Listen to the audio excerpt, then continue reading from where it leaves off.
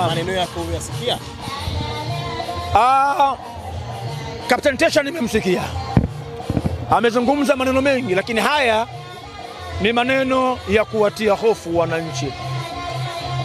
Katika vyao vya jeshi bado captain sio top. Captain ni miongoni mwa viongozi katika jeshi, lakini bado na viongozi wake. Kwa hiyo huyu anaweza akawa kama mfano wa Polepole, ni mtu ambaye kachanganyikiwa. Kwa hiyo watu kama hao ni wakupuzwa. Ili hii nchi ni nchi ya amani na ni nchi ambayo imelelewa katika misingi iliyokuwa bora.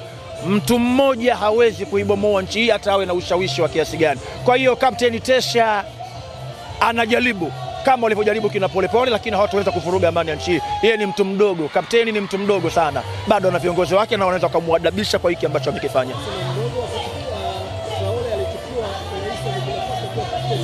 Sawa, unapoizungumzia Burkina Faso ni tofauti kabisa na Tanzania. Tanzania tuna misingi ya utawala bora. Burkina Faso walikuwa hawako katika misingi hiyo. Kwa hiyo Captain Tesha, yeye kama captain bado hajaweza hata kuiongoza nchi. Kwa hana uwezo wa kuichukua nchi. Nchi bado inaongozwa kisiasa na rais wa nchi hii Dr. Samia Suluhu Hassan. Bado nchi yetu haijafikia hatua kukabidhiwa mikononi mwa jeshi. Bado sana.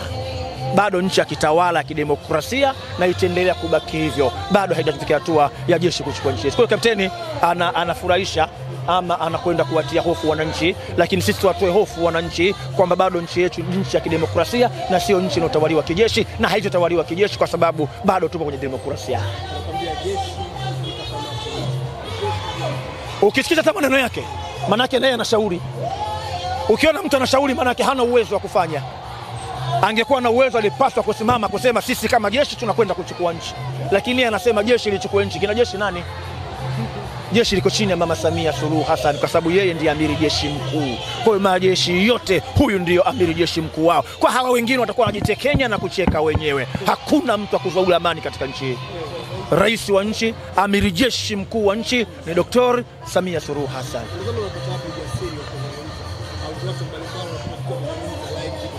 Nchi yetu ni nchi uhuru. Na huu uhuru watu wanautumia vibaya mpaka wanapitiliza. Ni ile kusema mtu anajisifu ana mbio lakini hamsifii na anayemkimbiza. Ama mtu anajisifu ana mbio sana kisha anapitiliza mpaka kwao. Ndio kitu ambacho kinaenda kufanywa na hawa wahuni wachache. Huyu Captain Tesha anamchanganya na wahuni wengine kama kina Polepole na Mange Kimambi. Hawa wana uwezo kuvuruga nchi hii. Bado sana. Bado sana. Kuzungumza kwa wengi sio shida. Unajua hata mtu ambaye hana maarifa kuna muda anakaa chini akatafakari akapata maarifa. Lakini mtu mwingine ambaye hana maarifa kabisa anaweza muda fulani kujifanya ana akili kumbe bado hana. Kwa hawa ni wahuni kama wahuni wengine. Mimi niwaambie tu Watanzania wawapuuze. Nchi yetu bado ni nchi salama na ni nchi inaongozwa kidemokrasia. Bado haijafika hatua ya kuitoa nchi kwenye demokrasia na kuikabidhi jeshi. Hatua hiyo bado sana. Raia tuko salama, raia tuna amani, raia tuko vizuri. Kila hali ambayo inahitajika mwananchi kupata. Unajua hizi ni chokochoko. Hebu wajifunze kwa mataifa mengine. Mimi nitolee mfano mdogo tu. Twende hapa jirani tu. Kwa marehemu Gaddafi. Hivi raia wa Gaddafi walikuwa na shida gani? Hawakuwa na shida. Ni raia walikuwa wanaishi kifalme.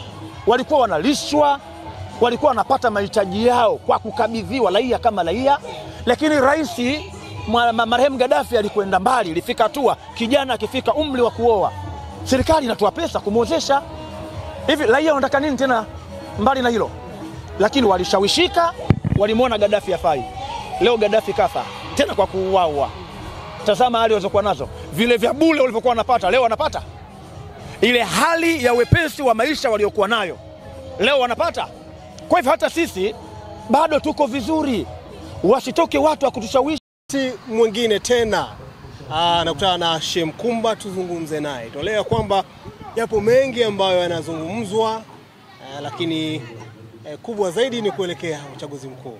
Sheikh, asalamu alaykum. Wa alaykum asalamu wa rahmatullahi wa barakatuh. Wema? Alhamdulillah, tunamshukuru Mungu tuko hai. Mungu mwema. Maana unapoamka ukiwa hai basi unapaswa kumshukuru Mungu. Wapo watu hivi tunapozungumza tayari wapo kwenye tumbo la ardhi. Pengine waliamka lakini hawakuliona ile jua linapozama. Na kuna wengine hawakuamka kabisa. sisi ambao tumeamka, alhamdulillah, Mungu ametuwezesha, ametujalia kuwa hai, kwa ni wajibu wetu kumshukuru. Na huu ni uchache wa shukrani, maana hatuna malipo ya kumlipa Allah aliyetuwezesha kuwa hai, lakini uchache tunazungumza alhamdulillahi rabbil alamin. Naam.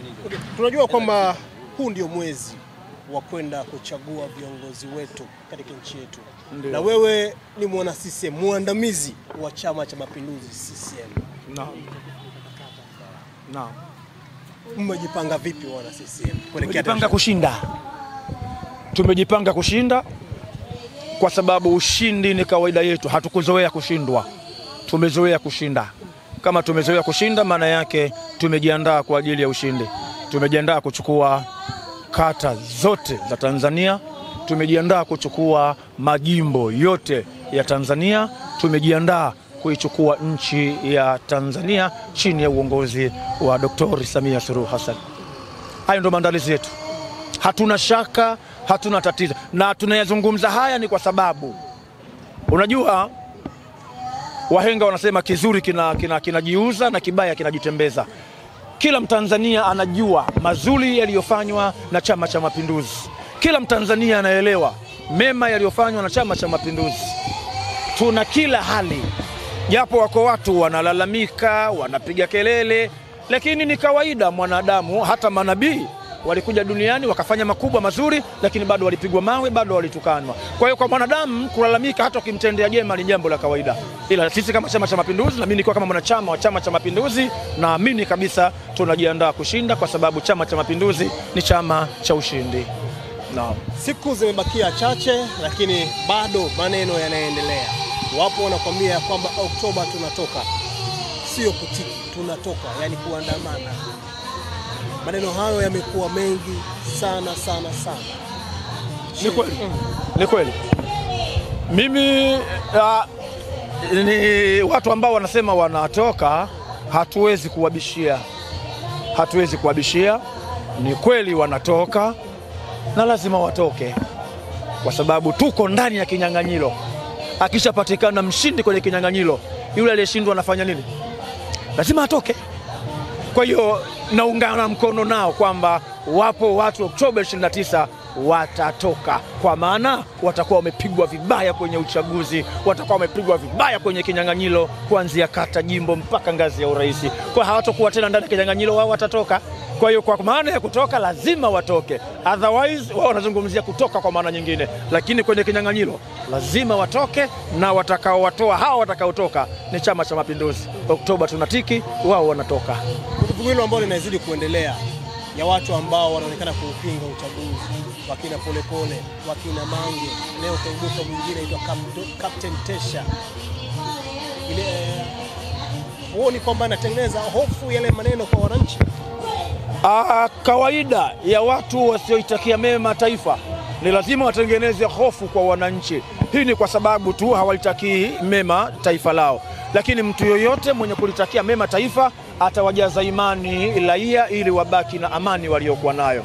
Kwa hiyo vuguvugu la kusema kwamba watu wanakwenda kususia uchaguzi, ni mambo ya kawaida. Hawakuanza leo. Toka chaguzi za vyama vingi zimeanza, kawaida yao ni kusema kwamba tunasusia uchaguzi. Kwa tumeyazoea ya maneno, yatushangazi. Wao wasusie uchaguzi, lakini wananchi wenye akili timamu watakwenda kupiga kura, kwa sababu ni haki yao ya msingi. Na hawa wanaosema hawatoshiriki kwenye uchaguzi, maana yake wamejipotezea haki zao wenyewe, kwa sababu kupiga kura ni haki ya kila mwenye akili timamu. Kwa mujibu wa katiba ya nchi, kila mwenye akili timamu anapaswa kupiga kura, ima kuchagua ama kuchaguliwa. Hili ni sharti la kupiga kura, hili ni sharti ya kupigiwa kura, na hii ni kanuni ya mwanzo kabisa, kwamba ukiwa na akili timamu lazima ushiriki uchaguzi kwa namna moja, kuchaguliwa, ama kwa namna ya pili kuchagua. Kwa hiyo ukimwona mtu kwamba anasema mimi sitaki kushiriki uchaguzi, inawezekana na kasoro, ima hajatimiza miaka 18, huyu haki yake kuto kushiriki uchaguzi, au hana akili timamu. Lakini ukiwa na akili timamu lazima ushiriki uchaguzi kama haki yako, na unapokwenda kushiriki uchaguzi unakwenda kumchagua kiongozi unayemtaka. Na huu ni uchaguzi huru, uchaguzi wa vyama vingi. Unaposema sitaki kwenda kupiga kura, unamaanisha nini? Nini unamaanisha? Ukitaki Chama cha Mapinduzi, sawa, siwapo watu wengine, nenda kawachague. Unapomaanisha kwamba siendi kupiga kura, maana yake hata huyo mtu wako humchagui? Sisi tunawachagua watu wetu, alafu tukishinda mseme mmeibiwa, wakati wenyewe hamkupiga kura. Kwa hiyo kanuni ya kupiga kura, uwe umetimiza miaka 18 ama uwe na akili timamu. Ukiwa huna miaka 18 huruhusiwi kupiga kura, na ukiwa hauna akili timamu huwezi kushiriki kupiga kura. Kwa hiyo mimi niseme tu, ndugu mwandishi, majibu utakuwa unayo kwa wanaogomea kupiga kura, ima hawajatimiza au hawana akili timamu. Nimemaliza. Mtu ambaye anajiita Captain Tesha, maneno yako uyasikia? Captain Tesha nimemsikia, amezungumza maneno mengi, lakini haya ni maneno ya kuwatia hofu wananchi. Katika vyeo vya jeshi bado captain sio top. Captain ni miongoni mwa viongozi katika jeshi, lakini bado na viongozi wake. Kwa hiyo huyu anaweza akawa kama mfano wa Polepole, ni mtu ambaye kachanganyikiwa. Kwa hiyo watu kama hao ni wakupuzwa. Hii nchi ni nchi ya amani, na ni nchi ambayo imelelewa katika misingi iliyokuwa bora. Mtu mmoja hawezi kuibomoa nchi hii hata awe na ushawishi wa kiasi gani. Kwa hiyo Captain Tesha anajaribu kama walivyojaribu kina Polepole, lakini hawataweza kuvuruga amani ya nchi hii. Yeye ni mtu mdogo, kapteni ni mtu mdogo sana, bado ana viongozi wake na wanaweza kumuadabisha kwa hiki ambacho amekifanya.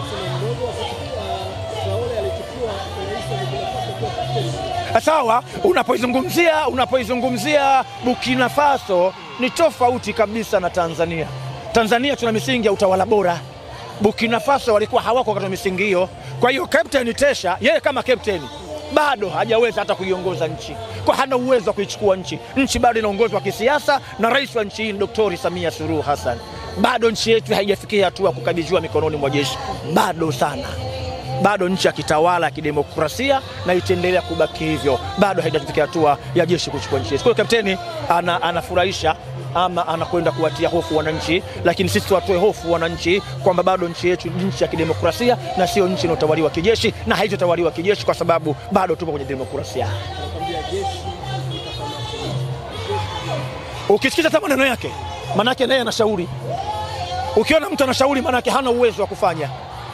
Angekuwa na uwezo alipaswa kusimama kusema sisi kama jeshi tunakwenda kuchukua nchi. Lakini anasema jeshi lichukue nchi. Kina jeshi nani? Jeshi liko chini ya Mama Samia Suluhu Hassan kwa sababu yeye ndiye amiri jeshi mkuu. Kwa hiyo majeshi yote huyu ndiyo amiri jeshi mkuu wao. Kwa hawa wengine watakuwa wanajitekenya na kucheka wenyewe. Hakuna mtu akuzaula amani katika nchi hii. Rais wa nchi, amiri jeshi mkuu wa nchi ni Dr. Samia Suluhu Hassan.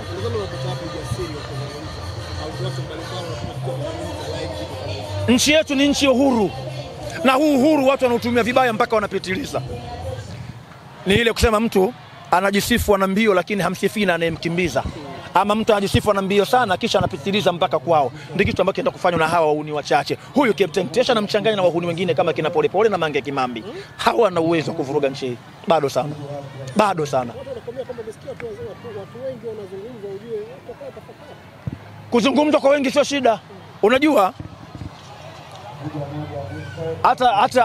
hata mtu ambaye hana maarifa kuna muda anakaa chini akatafakari akapata maarifa. Lakini mtu mwingine ambaye hana maarifa kabisa anaweza muda fulani kujifanya ana akili, kumbe bado hana. Kwa hawa ni wahuni kama wahuni wengine, na mimi niwaambie tu Watanzania wawapuuze. Nchi yetu bado ni nchi salama na ni nchi inaongozwa kidemokrasia. Bado haijafika hatua ya kuitoa nchi kwenye demokrasia na kuikabidhi jeshi. Hatua hiyo bado sana. Raia tuko salama, raia tuna amani, raia tuko vizuri. Kila hali ambayo inahitajika mwananchi kupata. Unajua hizi ni chokochoko. Hebu wajifunze kwa mataifa mengine. Mimi nitolee mfano mdogo tu. Twende hapa jirani tu. Kwa marehemu Gaddafi. Hivi raia wa Gaddafi walikuwa na shida gani? Hawakuwa na shida. Ni raia walikuwa wanaishi kifalme. Walikuwa wanalishwa, walikuwa wanapata mahitaji yao kwa kukabidhiwa raia kama raia. Lakini rais marehemu Gaddafi alikwenda mbali, ilifika hatua kijana akifika umri wa kuoa, serikali inatoa pesa kumwozesha. Hivi raia wanataka nini tena mbali na hilo? Lakini walishawishika, walimwona Gaddafi hafai. Leo Gaddafi kafa tena kwa kuuawa. Tazama hali walizokuwa nazo. Vile vya bure walivyokuwa wanapata, leo wanapata.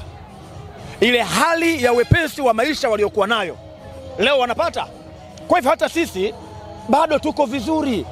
Wasitoke watu wa kutushawishi wakatufanya kama raia wa Gaddafi wanavyoishi sasa. kuondoka katika yale maisha ya zamani. Watu wache na maisha ambayo tuko nayo, ni maisha ambayo yako sawa, tunaishi vizuri, mifumo iko sawa, hatujafungiwa, tuko huru. Maana yake nchi yetu ni nchi ya kidemokrasia. Wanapotaka nchi ichukue jeshi, jeshi inaendesha kiamri, haiendeshi kidemokrasia. Tukishapewa amri tuale saa 12, wewe utavunja kokoto saa ngapi? Hawa ni mashabiki, wanashabikia bora nchi wachukue jeshi. Hawana adabu hawa na hawana maarifa. Unaposema nchi ichukue jeshi, jeshi inaendesha kiamri, haiendeshi kidemokrasia. Kwa tutaambiwa saa 6 kulala. Wewe huna ajira. Ajira yako kuvunja mawe kule Kawe. Utatoka kwenda kuvunja mawe? Ajira yako ni kupiga debe. Utakwenda kupiga debe ikiwa watu wamefungiwa? Watanzania tuwe na akili. Tusipotoshwe na maneno ya wahuni wachache, tuwapuze kama wahuni wengine. Tusimame na nchi yetu, tusimame na rais wetu, tusimame na viongozi wetu. Nchi iko salama na itabaki kuwa salama, na nchi iko na amani na itabaki kusimama amani ya nchi yetu. Nawashukuru sana. Asante.